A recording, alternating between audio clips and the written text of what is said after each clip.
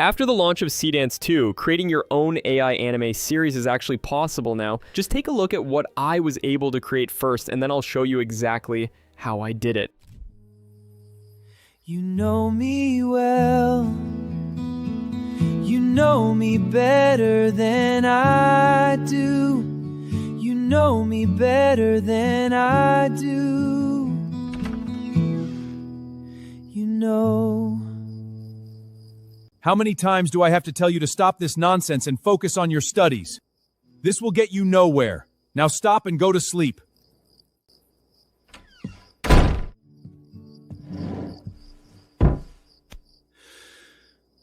You're being too harsh on him. He needs to learn.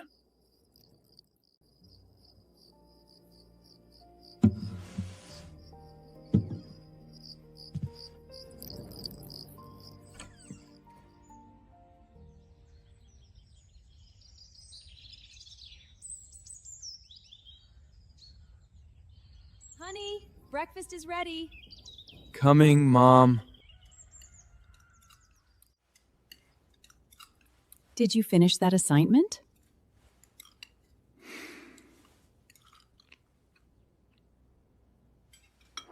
I need to leave. I'm already late. So, are you coming for the show tomorrow? I can't. My dad won't allow.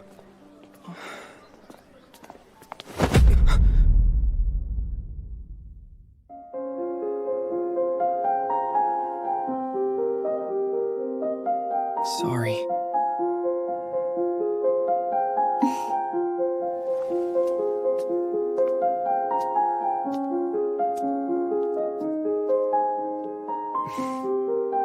You know, she's coming to the show tomorrow. Really? Yeah. Then I'm definitely coming to the show tomorrow.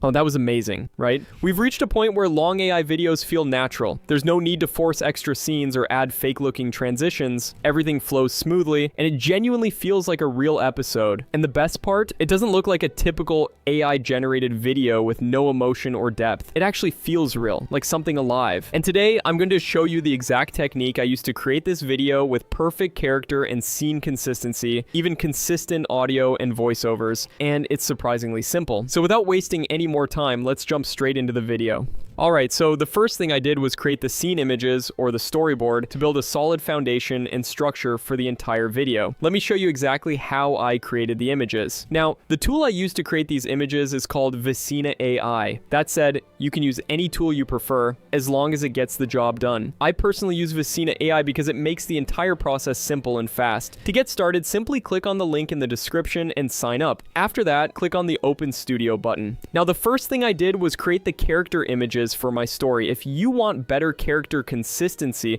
throughout your video, especially across different scenes, this step is absolutely essential. First, you need to switch to the character lab section. From there, you can write a prompt describing the kind of character you want. You can also upload reference images if you have any. After that, select your preferred style, tweak the advanced options if needed, and then hit generate. This is the main character I created. As you can see, it looks great, and it even generated a multi-view shot, which is incredibly useful for maintaining consistency. You can also check all the settings I used right here. Next, I created the mom's character and the dad's character. For these two, I kept things simple and consistent without overcomplicating the settings. Finally, I created the love interest character, and you can see the settings I used here too. One very important thing: once your characters are ready, make sure to save them. Just click on the save button and give each character a name and then save. I did this for every single character, as you can see here. Once my characters were ready and I was satisfied with them, I moved on to creating the scene images. And let me show you the exact technique I used. First, go to the images section. From here, select grid and then choose sequence. Now, what this does is really powerful. Instead of generating just one image, it creates a sequence of images while maintaining both scene and character color consistency, which is amazing. For the grid size, you can choose based on your needs. I personally went with the 2x2 grid. Next, click on the plus icon, and you'll see the use character option. Click on it, and you'll be able to select from all the characters you've already saved. I selected my main character here. For the prompt, I kept it simple, something like, he is playing the guitar inside his room at night. Then I hit generate. And this is what it created. As you can see, the sequence looks really clean. It even labels the shots, and both the character and scene consistency are maintained beautifully. Now, from this sequence, I picked the shot I like the most, which is this one. To extract it, just click on extract, then pick shots, and select the one you want and extract it. It's that simple. Now, for the opening scene where I wanted to show the outside view of the house, here's what I did. I uploaded the initial grid image and then prompted it to create a top outside view of the house. This is the sequence it generated, and honestly, it looks amazing and exactly the kind of sequence I wanted. From here, I selected the best shot and extracted it the same way. Next, for the scene where the mother and father are having a serious discussion, I uploaded both character images, as you can see here, then wrote a simple prompt describing the scene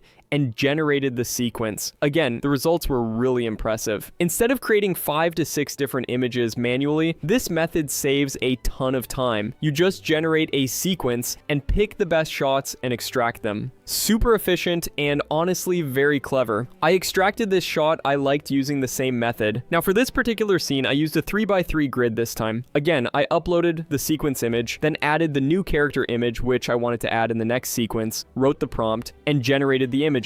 And this is the grid. Awesome and convenient. Now, as you might have already noticed, I didn't use every single shot from the grids. I mainly created the grid to give myself more options, and then I simply selected the shots I liked the most. So yeah, that's basically how I created the sequences, generate a grid, extract the best shots, and then use those shots to create the next ones based on your needs. It's honestly very simple, and once you try it yourself, you'll realize how easy and convenient this workflow actually is. Once my images were ready and I was quite happy with them, I went ahead and created the videos. And it's very simple. I used Seedance 2 for the videos, so first switch to the videos tab, and then from there go to Seedance 2, and make sure you are on the reference to video option. Next, what I did was upload the images that I wanted to have for the first scene, and also uploaded the character image, which is very, very important. Next, in the prompt section, I gave it this detailed prompt. And let me tell you guys, giving a short, vague prompt will not work and you will end up wasting credits. You have to make sure that your prompts are detailed. As you can see, I've mentioned the cutscenes and different shots and kept it very detailed. I created this using ChatGPT, by the way. Also, you need to tag the elements in the prompt. You can do this by clicking on the adding the @ symbol, and it will automatically show the uploaded elements, and you can just choose from there. Next, you can choose your video settings from here. I went with these settings and then hit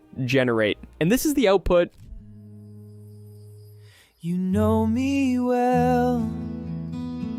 You know me better than I do. This is simply amazing. The lip sync is on point. He isn't just singing, he is singing with emotion. Eyes closed, it really felt real. And if you noticed, you can see that his hands are moving based on the chords in the audio. Incredible job by Seedance 2, and now let me show you how I created the next scene while extending this video perfectly. So this is what I did. First, I uploaded the video that I wanted to extend, which is this one. Next, I uploaded the character images, and in this shot, I wanted to introduce his father, so I also uploaded his image here as well. Next, I gave it this prompt. In the prompt, I mentioned to extend the input video, and then I described what I wanted to happen in the next scene while tagging the characters properly. And then I hit generate, and this is the output. You know me better than I do. You know.